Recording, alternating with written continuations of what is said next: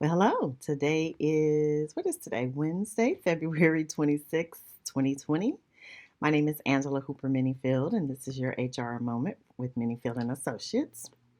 So today I am again taking a topic that would connect us to actually what's happening today in our country. And I don't know how many of you have seen the news today, but unfortunately, in a plant in this Molson Coors, it appears to be located in Milwaukee.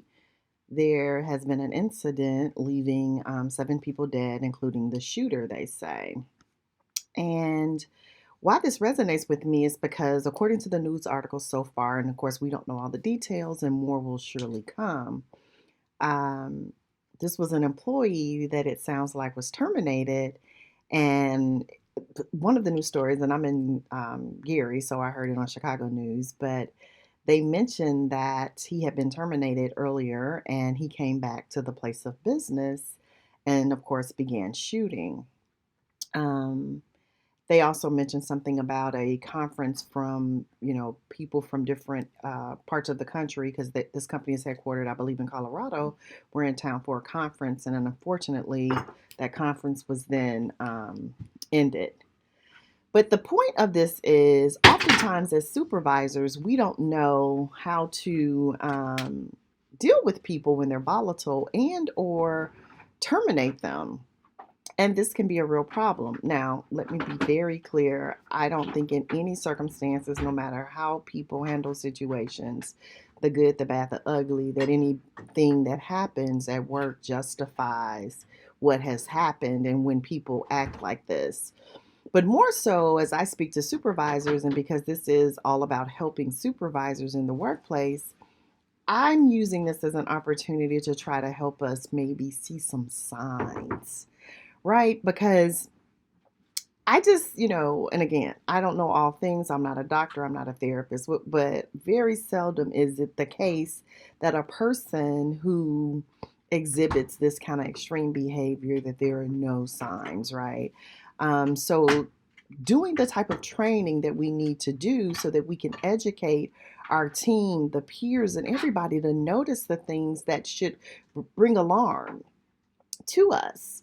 And so that we handle these situations with the delicacy and the care that it needs to be handled with, because we just never know when an incident, and it could be a termination again, is the straw that broke the camel's back. And so we can't control those things, right? But what we can control as supervisors is operating always with dignity and professionalism and care when we have difficult conversations with people.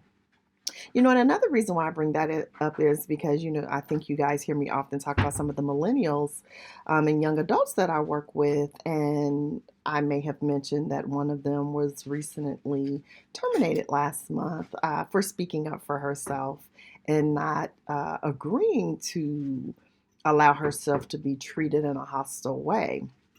Well, um, when this person was recanting the incident to me, she shared that, her supervisor came and stood at her desk.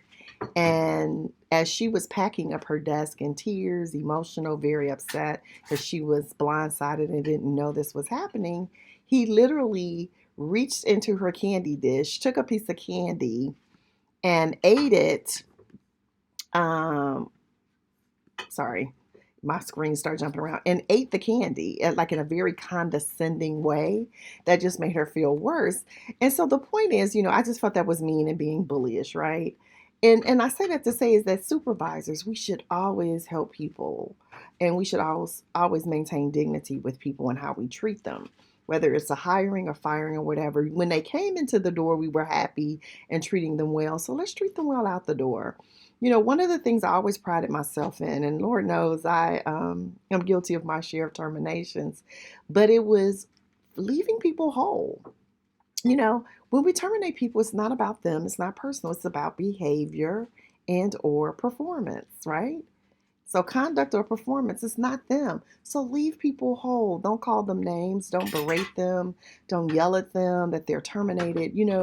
Now again, I'm not suggesting that even if we do it wrong, it justifies volatile behavior and people coming back to the workplace and acting crazy.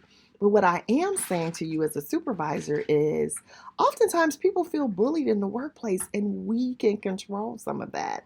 We have the capacity and the ability to treat people with dignity and respect and compassion at all times, even in termination, right?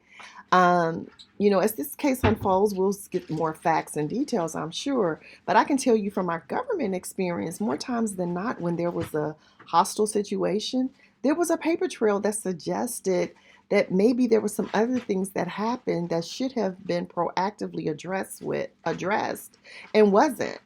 And so again, I am in no way saying we can control all things or people's behaviors, but what I am saying is we can control us. So let us pride ourselves in always treating people with dignity and respect.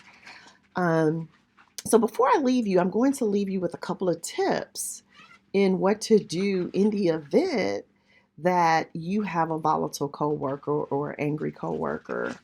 And so, one of the things is to remember that the problem is not necessarily you. And again, we're taking the approach that this person is just volatile in anger.